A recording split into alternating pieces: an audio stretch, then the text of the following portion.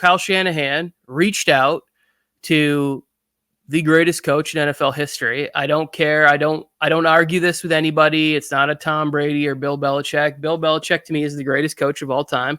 And he offered him the defensive coordinator position with the 49ers. Now I'm just going to get my take out and then you guys can go. I think it is extremely smart. It is also a head coach in Kyle Shanahan who's like, hey guys, I am very confident and comfortable with who I am.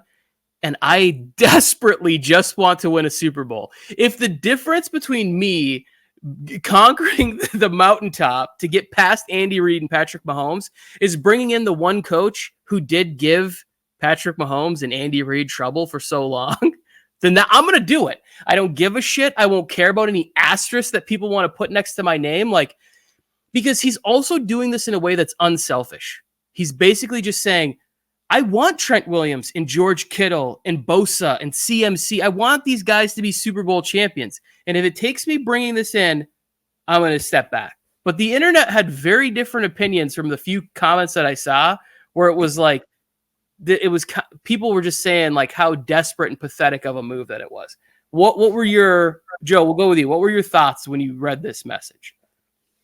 I'm glad it didn't happen, but I think it is something that we brought up when Belichick was a free agent coach or when he was out there first on the market, that we were like, could this be a possibility because San Francisco is looking for a defensive coordinator? And could you imagine that? Like how good of a game plan he would make for that? Like I think the Patriots had like 3 games in a row that opponents only scored less than 10 points last year. And then you give them all these weapons on the 49ers. It would be great. We've already talked about, and Mike made a song or somebody made a song about San Fran choking and how Kyle Shanahan is an overrated coach. And I think it would just build into, but look, at one point, I don't understand how that would be considered an asterisk on Kyle Shanahan's record. If you're a great coach, you bring in the best coaches to coach along with you, right? So if one is available, I don't understand how you do that because every coach does that. Every coach goes out there and picks people. The Eagles did it a couple years ago. It didn't work out for them. Remember when they brought in Vic Fangio for 2 weeks just to help their defense? People reach out to other coaches during the Super Bowl. So why not improve your team? If you're bringing in the best of the best players, you can bring in the best of the best coaches, and it shouldn't go against your record. It should make you a better coach. Okay, I'm going to change this into Mike real quick. I do believe that somebody is going to do that with Bill Belichick. If the Chiefs are going to be in the Super Bowl this year, somebody's going to call Bill Belichick and say, hey, do you want a consultant fee to like just come back in and help us put together a game plan to beat him? Go ahead, Mike. 100%. Didn't the Eagles have a consultant for their Super Bowl run a few years ago? Was it Vic Fangio or somebody? I don't remember. That's what Joe was just saying. Yep. Oh, sorry. You don't listen. Well, okay. I ran to the fridge. I put you up as a little distraction and it didn't work. We're all fumbling here today. But from Bill Belichick's perspective of this is kind of what's most interesting to me. I wonder what he was thinking. Obviously, he turned the job down for the TV deal. Probably going to make more money doing that than being a defensive coordinator for the 49ers. But doesn't Bill want the chance to go and win another Super Bowl? Is he going to get his hands on a defense that talented ever again? I mean, what are the chances? Probably not very high. So I'm kind of surprised that he turned it down. But then again, at the same time, maybe Bill Belichick's thinking, like, if I go to the 49ers and I do all this, maybe that gives me the asterisk instead. And I'm trying to be a head coach. I'm trying to continue on with my legacy. I'm not wrapping it up by any means, just taking a season off. He doesn't want to get demoted, basically, to the defense coordinator. So here's why I think Bill Belichick is the greatest coach of all time. If you gave him the last 4-year run that Kyle Shanahan has had talent-wise on this team, the 49ers have at least one Super Bowl, probably more. Because if you're giving him the chess pieces of having Ufunga being drafted in there, if you're giving him a linebacker as good and as smart as Fred Warner, those edge rushers, the cornerback play that he's had there, if you're giving Bill Belichick all that stuff, the 49ers defense is number one every year. And then we've already seen when he brings in guys if he brought in Josh McDaniels there, what he'd be able to do with a quarterback who's just going to paint within the lines. Like, we already know young Tom Brady, what he was able to do. Keep the game close, keep it within a field goal range, and then we will manufacture a drive and just get down the field and get there. Like, people used to think that the Patriots offense and everything, and me too, to a certain extent, was really boring. But that's when they won the most. It wasn't when they had Moss and Welker and that offense was a lot more exciting. It was when it was just like, hey, we're going to get 7 first downs and we're going to get a touchdown or a field goal on this drive. And we are just going to wear this defense down, and our defense is going to whip the shit out of their, excuse me.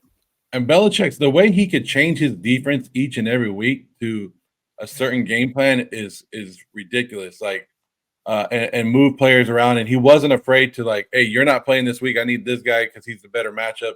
Like, I think that's what makes him a great defensive coach. But would he have gelled in San Francisco? Because last year with Steve Wilks, the player Boza was talking about how the coaching was and all that stuff. Like, well, we normally run a 4-man line and do all this. So I don't know. Sometimes the players wouldn't have matched up, and even if you have a great coach in there. But I think that it's who the message is coming from, right? Yeah. Where it's like they're looking at Steve Wilks and going like, hey, we're getting gashed, because it wasn't – I don't think Nick Bosa complains if the defense was playing well. The problem is that Bosa was like, so we're playing bad and I can't like do the things that I like to do because of the style that we're running. He's like, hey, we have all of these defensive tackles so that I can get in that wide 9 stance, so that I can, like, hey, I saw something at the line of scrimmage and now I'm lining up wide. Now I'm hopping back over to maybe a 7 or bumping back in where it's like, I see something that I could take advantage of. When he's solely committed to just like guarding that like has so much ground to cover and so many responsibilities in the run game, the pass game, the screen game, the option game, like it makes it more difficult for him. And I do think that sometimes it's the message. And when the message is coming from Bill Belichick, it's different. But Belichick, like you said, Mike, and the rings thing, he does consider himself like whatever it is. His boat's name is like 9 rings or something like that, because he counts the Super Bowl rings he won as a coordinator. I think he won 2 with the Giants, so it's 8 rings, whatever his boat's name is. It's every time he was a coordinator or a head coach. He counts every time he won a Super Bowl. And I do like that, because I think guys like Spagnuolo, these coordinators in these spots where they're getting multiple Super Bowls, they should be taking a lot of pride. They should be getting a lot of props for the Super Bowls that they're winning and the contributions they're making to the team. Especially when it's multiple. I mean, it's not no lightning in a bottle. You didn't have a great year where you had a great defense, the great group of guys, perfect chemistry came together and you went and won. The Patriots won a bunch with a bunch of different players. So yeah, I mean, it proves, and that's the respect that you're talking about, Tony, that these players would have for a guy like Bill Belichick coming in. There's like a lore to it. There's a legacy coming in behind him that doesn't come in with Steve Wilks. Like, as a football coach, Steve Wilks probably has a decorated football career, but this is just next level. This is legendary stuff. It's like with the Raiders all talking about being cool if a 50-year-old Brady suits up, because they don't care. That's Tom Brady in the pocket. That's Bill Belichick as our defensive coordinator. And to talk about the Super Bowls, Tony, how many would have they won if they had a guy like Bill Belichick in there over the last couple of years, just in recent near misses?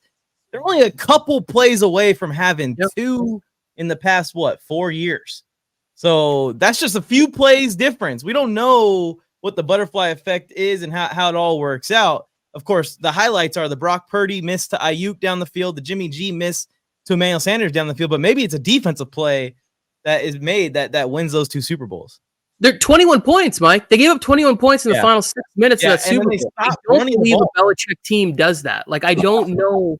I can't think of a time when a Belichick team gave up 21 points in the fourth quarter when the team was actually good. Now, even whatever you want to say about the Patriots last year, he had that defense performing after they lost Judon, after they lost Christian Gonzalez. I think they also lost maybe Kyle Duggar, one of the safeties was out. Like, they were missing a lot of pieces, and that defense was still performing. Yeah. So, like, you can say that Belichick's been bad, this, that, whatever. The defense is always locked in. Yeah, choking leads. Yeah. Speaking of choking leads, maybe Shanahan, if he wants to be an unselfish team player, should take a step back and be offensive coordinator and let Belichick be the head coach. Fuck it. No, I don't think that. I still think Kyle Shanahan is a top 3 or 4 coach in the NFL. It worked out. It worked out for the Niners. They got Nick Sorensen and Brandon Staley. You know what I mean? So it worked out perfect for them. Defensive scheme, it's going through the roof. Like you talk about respect in the building. Brandon Staley walking in there, respect. Hey, I'm not going to let you take shots at my guy, okay? You know, once a Charger, always a Charger.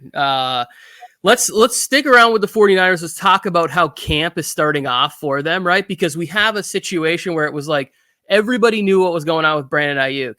And then Sunday night, we all got the message where it was like Trent Williams, or was it Sunday or Monday night? Trent Williams is not going to be at camp because he wants a new deal. And it's like, I feel like this is what they do when they're like, hey, we're putting together a new Avengers movie. And Chris Hemsworth is like, no, I'm not.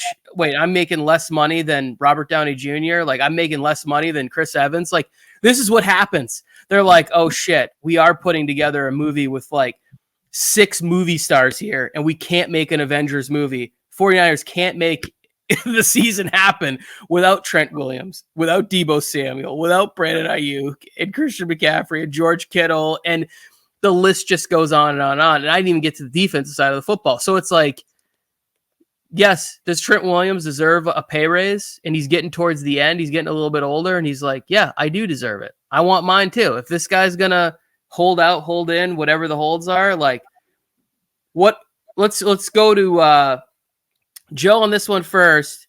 Trent Williams, like which one do you think they need to get figured out first? Is it find a way to patch things up with Aiyuk or Trent Williams? Well, there's a big difference when Trent Williams is out of the game and in the game for the 49ers. So you got to get him done. And I don't know what the 49ers are doing. Like they have cap space right now. Like they have $31 million of cap space right now. And you're being stingy with it because you have a quarterback that you're going to have to pay next year, but not this year. Not this year. Like, why aren't you putting these guys on the field? Like, if Trent, what does he want? He's making $20 million right now. Trent Williams is making $20 million. What does he want? Another couple million? Okay, cool. Here you go. And then you go, Brandon Aiyuk, you need another $10 million. And don't worry about next year. Just get it to him this year, win the championship, and then work itself out. Like, I don't understand what they're being stingy about in San Francisco. Like, I know some of this will carry over if you have extra money. You can carry some over next year, but we were just talking about it. You try to bring Bill Belichick. You're trying to win a championship now, but you don't want to do it with the players. Like you want to be stingy with the players. Like you would have gave Bill Belichick whatever the hell he wanted, right, to come in there and coach it. But now you're like, I do like that Brandon Aiyuk is doing a hold in, like he's actually at practice, where Trent Williams is not. So that should help him out. But come on, like you know where these players are. Like you've had meetings. Like we've talked about Brandon Aiyuk multiple times this season. Just pay him or get rid of him. That's the thing. Like I'm tired of holdouts. I'm tired of hold-ins. I'm tired of all this stuff. Like I don't think we've ever seen so many players not practice like we've had in the last couple of years because of money issues. And teams just need to realize like you either pay them or you don't. Let them go if you're not going to use them the way you want. Let them go make their money. Mike? Trent Williams is obviously the more important player here because if Brandon Aiyuk is not on the team this season, they have Ricky Pearsall, who's injured right now, but is assumingly going to come back. They have Jennings. They have Deebo Samuel to still be their wide receiver 1. Like the season isn't sunk. They can lean on Christian McCaffrey even more this year than they did last year. The season is not sunk. And Christian McCaffrey just demanded a raise too, didn't he? He got it. He got it. Jeez. But anyways, the season's not sunk. But you lose Trent Williams, that is a big problem.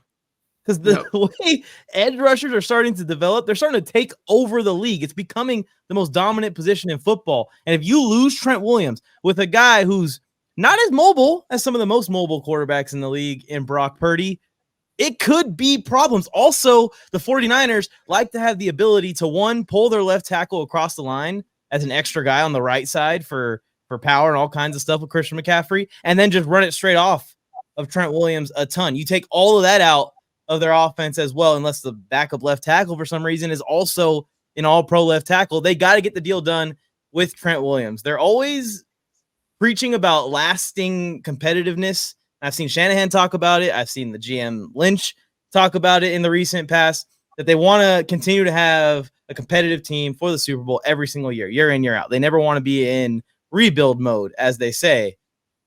It's hard to do when you don't have a franchise elite quarterback to stay competitive all the time like that and have all these superstars on the roster and be able to afford it all. It's kind of like you got to pick, either have that elite quarterback and pay him that $60 million deal, or have this superstar lineup around the quarterback, and then you have to rotate that quarterback when it comes contract time.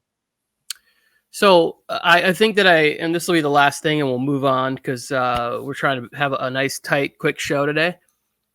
I think I worded it poorly. It's not who was more important, but like which one do you think needs to get done first so they can move on to the next one? And so because Trent Williams has already been that guy. I think he sat out a full season in Washington. Like he sat out a year and like then came back and was still the best left tackle in football. What I kind of meant more was like, which situation do you make to be happy first? And I think that's the situation, is like figuring out what it's going to take to get Brandon Aiyuk on the team this year. Like, hey, can we give you a no trade clause and give you an extra guaranteed $10 million so you're actually playing for like $25 million this year, and then that way you'll be able to just go out into the market. We'll get a compensatory pick for you in 2026 or whatever it is. Obviously, Trent Williams is the better player. Like Trent Williams might be a top 5-7 player in the NFL, like not including quarterbacks. Like if we're just looking around and you were like, don't take quarterbacks out of the equation, Trent Williams might be top 7. Brandon Aiyuk isn't in that echelon of player, although I do think he's, a really great receiver.